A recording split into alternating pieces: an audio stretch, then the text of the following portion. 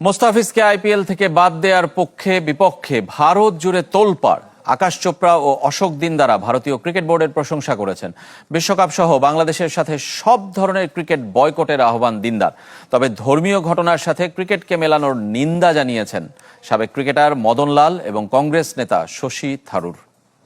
নজিরবিহীনভাবে IPL থেকে মোস্তাফিজকে বাদ দেওয়ার ঘটনায় ভারতে চলছে তোলপাড়। ভারতীয় বোর্ডের সিদ্ধান্তের প্রশংসা যেমন আছে, চলছে সমালোচনাও। খুশিতে আত্মহারা হিন্দুত্ববাদীরা। উত্তরপ্রদেশের বিজেপি নেতা সঙ্গীত সোম এই ইস্যুতে বেশ কিছুদিন ধরে ছিলেন সোচ্চার। ফিজের বাদ পড়াকে দেখছেন ভারতীয় হিন্দুদের বিজয় হিসাবে। একই সঙ্গে হুমকি দেন, ভারতে থাকতে গেলে শাহরুখ খানকেও এইভাবে তাদের কথা শুনতে হবে।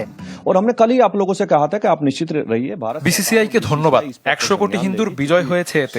শাহরুখ খানও বুঝতে পারছে সনাতনীদের বিরুদ্ধে গিয়ে ভারতে থাকা যাবে না। সনাতনী হ্যাঁ, উन्होंने ही उन्हें शाहरुख खान बनाया। উগ্র নেতাদের ভাষায় মন্তব্য করেছেন সাবেক ক্রিকেটার ও ধারাভাষ্যকার আকাশ চোপড়া। সাবেক ক্রিকেটার ও বিজেপি বিধায়ক অশোক দিন্দা আরও কট্টর। তার মতে পাকিস্তানের পাশাপাশি বাংলাদেশের সাথেও সব খেলা বয়কট করা উচিত ভারতের। পাকিস্তান আমাদের ঘরে ঢুকে মারবে এবং তাদের সাথে আবার ম্যাচ খেলবো, সেটা কোনো মতোই মেনে নেওয়া সম্ভব নয়। এবং একই রকম বাংলাদেশেও তাই বাংলাদেশ এবং পাকিস্তানকে ভারতের বোর্ডকে আমি অনুরোধ করব যাতে তারা आगामी दिन एक दूसरे देश के साथ मैच जाते ना खेले। और अगर आप ये सोच रहे हैं कि फिज की क्या गलती है, वो तो नहीं कर रहे, पर ये वाली बात तो वो सारे पाकिस्तानी क्रिकेटर्स के लिए भी आप कह सकते हैं ना कि वो तो नहीं कर रहे इंडिविजुअली आकर।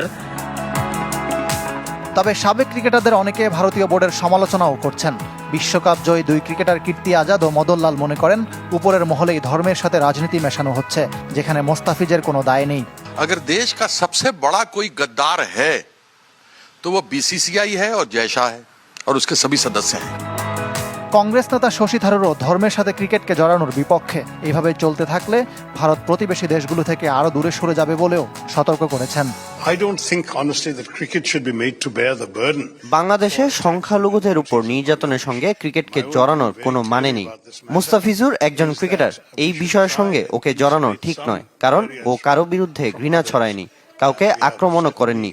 যদি ভারত প্রতিবেশী দেশগুলোকে এভাবে দূরে সরিয়ে দেয়, তাহলে কেউই আর খেলতে আসবে না, তাতে ক্ষতি আমাদের। মোস্তাফিজ ইস্যু এখন কোথায় গিয়ে দাঁড়ায়, সেটাই দেখার বিষয়।